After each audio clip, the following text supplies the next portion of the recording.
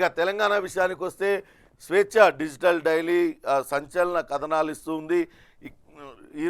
అటు తెలంగాణలో ట్యాపింగ్ వ్యవహారం కీలకంగా మారుతుంది. నిన్న టాస్క్ ఫోర్స్ ఓఎస్డి రాధాకిషన్ రావుని అదుపులోకి తీసుకున్నారు. ఆయన అరెస్ట్ చేశారు. కొద్దిసేపటి క్రితమే ఇద్దరు ఎస్ఐలను ఒక కానిస్టేబుల్ను కూడా అటు బంజారాహిల్స్ పోలీసులు అదుపులోకి తీసుకున్నారు. వాళ్ళందరినీ కూడా విచారిస్తూ ఉన్నారు. అసలు ట్యాపింగ్ ఎలా జరిగింది ఏంటి అనే వివరాలను మొత్తంగా ఇచ్చారు. అందులో కీలకమైన వ్యక్తులుగా ప్రభాకర్ రావు ఉన్నారు, ప్రణీత్ రావు ఉన్నాడు. ప్రభాకర్ రావు అటు రిటైర్డ్ ఐజీ, ప్రణీత్ రావు ఈ మొత్తం ట్యాపింగ్ చేసిన వ్యక్తి. ఇతనికి ఎవరెవరు ఆదేశాలు ఇచ్చారు అనే దానిపైన ఇచ్చారు. తిరుపతి అన్న, భుజంగరావు, రాధాకిషన్ రావు, సందీప్ రావు, శ్రవణ్ రావు, దామోదర్ రావు, అట్లనే వేణుగోపాలరావు, శివకుమార్ వీళ్ళందరూ కూడా ఆదేశాలు ఇస్తూ ఉండేవాళ్ళు. ఆ నంబర్లను ఆయన ట్యాపింగ్ చేసి ఆ వివరాలను వాళ్ళకి ఇచ్చేవాడు. కేసీఆర్కు, కేటీఆర్కు, హరీష్ రావుకు, సంతోష్ కుమార్కు వీళ్ళందరికీ అందజేసేవాడనే వార్తను ముఖ్యమైన వార్తగా అటు స్వేచ్ఛ డిజిటల్ డైలీ ప్రచురించింది. బడా పోలీసులకు బిగుసుకుంటున్న ఉచ్చు, ఫోన్ ట్యాపింగ్ కేసులో కొత్త దారులు, వరుసపెట్టి కాకీల అరెస్టు, లుకౌట్ నోటీస్, ఒక వర్గం ఎమ్మెల్యేల హామీతో నగరానికి వచ్చిన రాధాకిషన్ రావు, సిట్ అదుపులో సిఐ గట్టుమల్లుతో పాటు ప్రణీత్ రావు డ్రైవర్, రాధాకిషన్ రావు అరెస్ట్, టెన్షన్లో మరో ఇద్దరు మాజీ డీసీపీలు, ప్రభాకర్ రావు కుమారుడికి ఊడిగం చేసిన అప్పటి శంషాబాద్ డీసీపీ, పైసలు లేందే ఫైల్ ముట్టని సైబరాబాద్ ఎస్ఓటీ చీఫ్, మాజీ చీఫ్ ఆగడాలు ఎన్నో అంటూ గోనె సందీప్ రావుకి సంబంధించి ఆయన పాల్పడిన అక్రమాలకు సంబంధించిన వార్తనిచ్చారు. గోనె సందీప్ రావు అటు సైబరాబాద్ ఎస్ఓటీ చీఫ్గా చేసినప్పుడు అనేక అరాచకాలకు పాల్పడ్డాడు, అక్రమాలకు పాల్పడ్డాడు అంటూ వార్తనిచ్చారు. ఆయన స్వయంగా సంతోష్ రావుకి బంధువు కావడంతో ఆయన పైన ఎటువంటి చర్యలు కూడా తీసుకోలేదు. 2012 బ్యాచ్ గ్రూప్ 1 ఆఫీసర్ గోనె సందీప్ రావు ఇప్పుడు నాన్ క్యాడర్ ఎస్పీగా ఆయన కొనసాగుతూ ఉన్నారు. ఆయన మాదాపూర్ డీసీపీగా కూడా పనిచేశారు. కీలకమైన ప్రాంతాలన్నింటిలో కూడా ఆయన పనిచేశారు. ఆయన పనితీరు పైన అనేక ఆరోపణలు వచ్చినప్పటికీ అప్పటిలో ప్రభుత్వం పెద్దలు అండదండలు ఉండడంతో ఆయన పైన ఎటువంటి చర్యలు తీసుకోలేదనే సంచలన కథనాన్ని స్వేచ్ఛ డిజిటల్ డైలీ ప్రచురించింది. ఇక ఈనాడు విషయానికి వస్తే ట్యాపింగ్ వ్యవహారంలో కీలక వికెట్ పడింది. టాస్క్ ఫోర్స్ మాజీ ఓఎస్డీ రాధాకిషన్ రావును అరెస్ట్ చేశారు. ఫోన్ ట్యాపింగ్, హవాలా దందాలపైన సుదీర్ఘంగా విచారించారు. క్షేత్రస్థాయిలో అనధికారిక ఆపరేషన్లపైన కూడా ఆరా తీశారంటూ వార్తనిచ్చింది. నిన్న ఉదయం టాస్క్ ఫోర్స్ మాజీ ఓఎస్డీ రాధాకిషన్ రావు లండన్ నుంచి ఆయన వచ్చారు. అటు పోయి డీసీపీని కలిశారు. ఆయన బంజారాహిల్స్ పోలీస్ స్టేషన్కి వెళ్ళాలి విచారణకు అని చెప్పడంతో ఆయన నేరుగా బంజారాహిల్స్ పోలీస్ స్టేషన్కి వచ్చారు. నిన్న ఉదయం నుంచి రాత్రి వరకు కూడా సుదీర్ఘంగా విచారించారు. ఎవరి ఆదేశాలతో ట్యాపింగ్కు పాల్పడ్డారు, మీరు ఎవరెవరికి ఫోన్లు ట్యాపింగ్ చేయాలంటూ ఆదేశాలు జారీ చేశారు. తాజాగా మరొక ఆరోపణ కూడా వీళ్ళు ఎదుర్కొంటూ ఉన్నారు. ట్యాపింగ్ చేయడమే కాకుండా వ్యాపారస్తులను, బడా రియల్ ఎస్టేట్ వ్యాపారస్తులను, చాలామంది హవాలా వ్యాపారులను, ఇతరత్ర జ్యువెలరీ షాపుల యజమానులను అందరినీ కూడా బెదిరించి వాళ్ళ దగ్గర నుంచి భారీగా డబ్బులు వసూలు చేశారనే ఆరోపణలు వెలువెత్తుతున్నాయి. ఆ డబ్బులన్నింటినీ కూడా అలా వసూలు చేసిన డబ్బులన్నింటినీ కూడా ఎవరికి ఇచ్చారు ఏంటి అనే దానిపైన విచారణ అయితే కొనసాగింది. ప్రస్తుతానికి అజ్ఞాతంలోకి కొంతమంది బేగం బజార్ వ్యాపారస్తులు వెళ్ళిపోయారు. వాళ్ళందరూ కూడా రాధాకిషన్ రావుకి అత్యంత సన్నిహితులు, వాళ్ళందరూ కూడా హవాలా వ్యాపారులు అనే వార్త కొంత సంచలనం కలిగిస్తుంది. దీనిపైన ఇంకా పూర్తి స్థాయిలో విచారించాలి. ఇప్పటికే అరెస్ట్ అయిన తిరుపతన్న, భుజంగరావులను 5 రోజుల పాటు కస్టడీకి ఇస్తూ నాంపల్లి కోర్టు తీర్పునిచ్చింది. మరి కాసేపట్లోనే వాళ్ళను చెంచల్గూడ జైలు నుంచి కస్టడీకి తీసుకొని ఉన్నారు. 5 రోజుల పాటు విచారిస్తారు. ఈరోజు రాధాకిషన్ రావును న్యాయమూర్తి నివాసంలో ఆయనను హాజరుపరుస్తారు. ఆ తర్వాత ఆయనను కస్టడీకి తరలించనున్నారు, జ్యుడిషియల్ కస్టడీకి. రాధాకిషన్ రావును కూడా కస్టడీ కోరే అవకాశం అయితే కనపడుతుంది. రాధాకిషన్ రావును కూడా కస్టడీ తీసుకొని 3 అధికారులని ఒకేసారి విచారించే అవకాశం ఉంది. ఇక బీఆర్ఎస్కు వరుస షాకులు తగులుతూ ఉన్నాయి. ఇప్పటికే సిట్టింగ్ ఎంపీలందరూ కూడా ఒక్కొక్కరుగా పార్టీలు మారుతూ ఉన్నారు. తాజాగా అటు ఆ పార్టీ సెక్రటరీ జనరల్ కేకే సంచలన వ్యాఖ్యలు చేశారు. బీఆర్ఎస్లో అటు ఆ కుటుంబ పాలన కొనసాగుతుంది. బీఆర్ఎస్లో ఎప్పుడు చూసినా కేసీఆర్, కేటీఆర్, హరీష్ రావు, కవిత కనపడతారు తప్పితే మిగతా సీనియర్ నాయకులకు ఎక్కడ కూడా గౌరవం లేదు. తాను అనేక సార్లు పార్టీ క్యాడర్కి, ప్రజలకు మధ్య దూరం పెరుగుతుందనే విషయాన్ని తాను చెప్పడానికి ప్రయత్నించాను. కానీ ఎప్పుడు కూడా తన మాటను పట్టించుకోలేదు, పెడచెవిన పెట్టారంటూ ఆయన సంచలన వ్యాఖ్యలు చేశారు. కేసీఆర్ కుటుంబ సభ్యులు అవినీతికి పాల్పడుతున్నారా అంటూ ఆయన అవినీతికి పాల్పడుతున్న విషయాన్ని కూడా ఆయన స్పష్టంగా చెప్పారు. మొత్తం మీద ఆయన నిన్న కేసీఆర్ని కలిసి తాను పార్టీని వీడుతున్నట్లుగా చెప్పారు. ఈ సమయంలో వీడవద్దు అంటూ కేసీఆర్ బుజ్జగించే ప్రయత్నం చేసినప్పటికీ లేదు, తాను 40 సంవత్సరాల పాటు కాంగ్రెస్ పార్టీలోనే ఉన్నాను, కొన్ని ప్రత్యేక పరిస్థితుల్లో బీఆర్ఎస్లో చేరాను, కానీ అక్కడే తనకు రాజ్యసభ సభ్యత్వం ఇచ్చినప్పటికీ కూడా ఒక సీనియర్గా తన సలహాలు సూచనలు ఎక్కడా కూడా పట్టించుకోలేదు. పార్టీ ప్రతిష్ట పూర్తిగా మసకబారిపోతున్న తరుణంలో తాను ఇంకా పార్టీలో కొనసాగలేను, తాను చివరి ఊపిరి ఉన్నంత వరకు ఇకపై కాంగ్రెస్ పార్టీలోనే కొనసాగుతానంటూ ఆయన చెప్పి ఆయన బయటికి వచ్చేశారు. నిన్న ఇంద్రకరణ్ రెడ్డి తదితరులు కూడా పార్టీని వీడటానికి నిర్ణయించుకున్నారు. నిన్న సాయంత్రం కేకే ఇంట్లో వాళ్ళందరూ కూడా భేటీ అయ్యారు. త్వరలోనే వాళ్ళందరూ కూడా 30వ తారీఖున వాళ్ళు పార్టీలో చేరే అవకాశం అయితే కనపడుతుంది. ఇక కేకే కుమారుడు విప్లవ్ మాత్రం తాను బీఆర్ఎస్లోనే కొనసాగుతానంటూ చెప్పారు. ఇక కడియం కావ్య ఆమె బీఆర్ఎస్కు షాక్ ఇచ్చింది. నిన్న సాయంత్రం కేసీఆర్కు ఒక లేఖ రాశారు. ఇప్పటికే ఆమెను వరంగల్ ఎంపీ అభ్యర్థిగా ప్రకటించారు.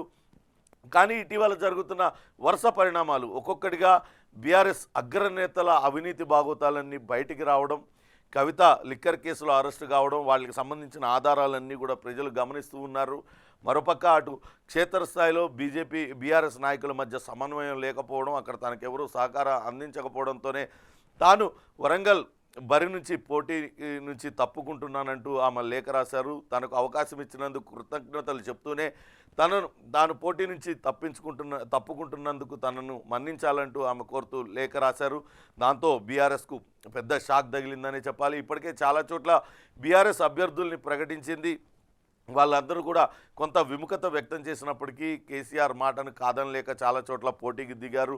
కానీ ఈసారి కావ్య మాత్రం ఆమె నిన్న పోటీ నుంచి వైదొలుగుతున్నట్లు ప్రకటించారు. అదే బాటలో మరికొంతమంది అభ్యర్థులు కూడా ఉన్నట్లుగా తెలుస్తుంది. బీఆర్ఎస్కు నిజంగా కూడా చాలా షాక్ అనే చెప్పాల్సి ఉంటుంది. ఇక ఆంధ్రజ్యోతి విషయానికి వస్తే బీఆర్ఎస్కు బై బై చెప్పింది అంటూ వార్తను ఇచ్చారు. అటు కేకే ఇటు కడియం కావ్య ఇద్దరు కూడా అటు కావ్య పోటీ నుంచి వైదొలిగింది, కేకే పార్టీ నుంచి వైదొలిగారు అనే వార్తను ముఖ్యమైన వార్తగా ఇచ్చారు. ఇక ప్రభాకర్ రావు ఆదేశించారు, రాధాకిషన్ అమలు చేశారు. రాధాకిషన్ డీఎస్పీ గట్టుమల్లు అరెస్టు వ్యవహారానికి సంబంధించిన వార్త ముఖ్యమైన వార్తగా ఇచ్చారు. అటు విచారణ పురోగతిని ఎప్పటికప్పుడు ఎస్ఐబి పర్యవేక్షిస్తుంది. ఎస్ఐబిలో రిటైర్డ్ అధికారుల పాత్రపైన ఆరా తీస్తున్నారు. సర్వీస్లో ఉన్న కొందరికి బిగుస్తున్న ఉచ్చు అంటూ వార్తనిచ్చారు. నా ఫోన్ కూడా ట్యాప్ చేశారు. ఆడియో 1, 2, 3 పేరుతో సంభాషణలు బయటపెట్టారు. బాధ్యులపై చట్ట ప్రకారం చర్యలు తీసుకోండి. డీజీపీకి అటు ఎమ్మెల్యేల కొనుగోలు కేసులో నిందితుడిగా ఉన్న నందకుమార్ కూడా ఫిర్యాదు చేశాడు. అటు ట్యాపింగ్ వ్యవహారంలో రోజుకో కొత్త పేరు బయటకు వస్తుంది. తాజాగా నాన్ క్యాడర్ ఎస్పీ గత ప్రభుత్వ పెద్దలకు అత్యంత సన్నిహితుడైన వ్యక్తి ఆయన గోనె సందీప్, ఆయన పేరు కూడా బయటకు వస్తుంది. ఆయన చేసిన అక్రమాలు, ఆయన చేసిన అక్రమ దందాలు, వసూళ్లపైన కూడా పోలీసులు దృష్టి సారించారు. ఆయన కూడా విచారిస్తున్నారనే వార్తను కూడా ముఖ్యమైన వార్తగా ఆంధ్రజ్యోతి ప్రచురించింది. ఇక నిన్న అటు కొడంగల్కు ముఖ్యమంత్రి రేవంత్ రెడ్డి వెళ్ళారు. అక్కడ ఆయన ఎక్సాఫిషియో ఓటును వినియోగించుకున్నారు. ఆయన ఢిల్లీకి రాజైన ఒక తల్లికి కొడుకే అన్నట్లుగా కొడంగల్ ప్రజలతో నిన్నంతా కూడా కలిసి మాట్లాడారు. తాను ముఖ్యమంత్రినైనా తాను కూడా కొడంగల్ బిడ్డనే, కొడంగల్ అభివృద్ధికి కట్టుబడి ఉన్నానంటూ ఆయన వ్యాఖ్యలు చేశారు.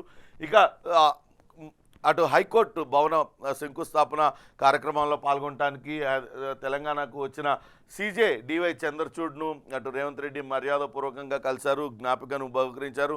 త్వరలోనే కొడంగల్కు సిమెంట్ పరిశ్రమ వస్తుంది, ఫార్మా కంపెనీలతో ఉద్యోగావకాశాలు, ఫ్యాక్టరీలకు భూములు ఇవ్వకపోవడం పద్ధతి కాదు, భూసేకరణకు సహకరించాలంటూ ఆయన చెప్పారు. నిన్న జరిగిన ఎమ్మెల్సీ ఉప ఎన్నిక ఏదైతే కసిరెడ్డి నారాయణ రెడ్డి స్థానం ఖాళీ అవ్వడంతో అక్కడ మన్నే జీవన్ రెడ్డిని కాంగ్రెస్ పార్టీ అభ్యర్థిగా పెట్టింది. 99.86% పోలింగ్ జరిగింది. కొడంగల్లోనే రేవంత్ రెడ్డి ఓటు వేశారు అనే వార్తను ముఖ్యమైన వార్తగా ఇచ్చారు. ఇక బీజేపీ అటు రాష్ట్రంలో 2 అంకెల స్థానాలపైన దృష్టి పెట్టింది. ఖచ్చితంగా 10 సీట్లు గెలవాలని వాళ్ళు వ్యూహాలు రచిస్తున్నారు. 35% ఓట్లే లక్ష్యంగా పనిచేస్తున్నారు. మోడీ హవా అయోధ్య కలిసి వస్తుందన్న ధీమా వ్యక్తం చేస్తున్నారు. కేటగిరీలుగా పార్లమెంట్ నియోజకవర్గాలు విభజించారు. మెజారిటీ సీట్లు ఇస్తే రాష్ట్ర అభివృద్ధిలో తమదైన ముద్ర చూపుతామంటూ బీజేపీ నేతలు ప్రచారాన్ని చేస్తున్నారు. అయితే ఇప్పటికే బీజేపీలో కొంత అటు అభ్యర్థుల ప్రకటన పైన స్థానికంగా కొంత అసంతృప్తులు వ్యక్తం అవుతున్నాయి. ఏకపక్షంగా అభ్యర్థుల ఎంపిక అంతా జరిగింది. ఆ అభ్యర్థులు అందరినీ కలుపుకుపోయే అభ్యర్థులు కారు అంటూ అనేక నియోజకవర్గాల్లో అసంతృప్తి గళాలు వినపడుతున్నాయి. ఇప్పటికే వాటిపైన బీజేపీ రాష్ట్ర నాయకత్వం దృష్టి సారించింది. అసంతృప్తులను చల్లార్చేందుకు ప్రయత్నిస్తుంది. ఎలాగైనా సరే ఈ ఎన్నికల్లో సత్తా చాటాలని భావిస్తుంది. కానీ ఇప్పటికే అనేక సర్వే సంస్థలు తమ సర్వేలను వెల్లడించాయి. బీజేపీ కేవలం 3 సీట్లకు మాత్రమే పరిమితం అవుతుంది అంటూ చెప్పారు. ఇప్పటికే 4 సీట్లలో అటు సిట్టింగ్ ఎంపీలు ఉన్నారు. 4 స్థానాలలో దానిలో ఒకటి కోల్పోబోతుంది అంటూ ఇచ్చారు. దాంతో బీజేపీ నేతలు అప్రమత్తమయ్యారు. ఖచ్చితంగా ఎలాగైనా సరే సాధ్యమైనన్ని ఎక్కువ సీట్లు గెలవడానికి వ్యూహాలు రచిస్తున్నారనే వార్తను ముఖ్యమైన వార్తగా ఆంధ్రజ్యోతి పత్రిక ప్రచురించింది. ఇక కారులో కలకలం అంటూ వార్తను ఇచ్చారు. కారు నుంచి అటు బీఆర్ఎస్ పార్టీ నుంచి అనేక మంది నేతలు వీడిపోతూ ఉన్నారు. దానికి సంబంధించి వార్త ఇచ్చారు. కడియం కావ్య అటు వరంగల్ ఎంపీ బరి నుంచి తప్పుకున్నారు. త్వరలోనే కడియం శ్రీహరి కూడా లోక్సభ కాంగ్రెస్ పార్టీలో చేరతారనే వార్తలు వస్తున్నాయి. ఆయనను కాంగ్రెస్ పార్టీ వరంగల్ లోక్సభ అభ్యర్థిగా రంగంలోకి దించడానికి సిద్ధమవుతుంది అనే వార్తను ముఖ్యమైన వార్తగా ఇచ్చారు.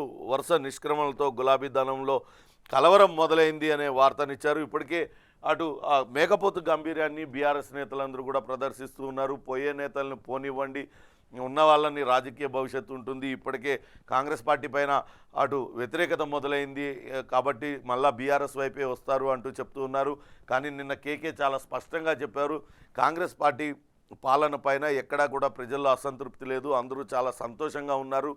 కాబట్టే కాంగ్రెస్ పార్టీ మరోసారి విజయం సాధిస్తుంది అంటూ ఆయన చెప్పారు. ఇప్పటికే బీఆర్ఎస్ పార్టీలో జరుగుతున్న విషయాలను కూడా ఆయన సంచలన వ్యాఖ్యలు చేశారు.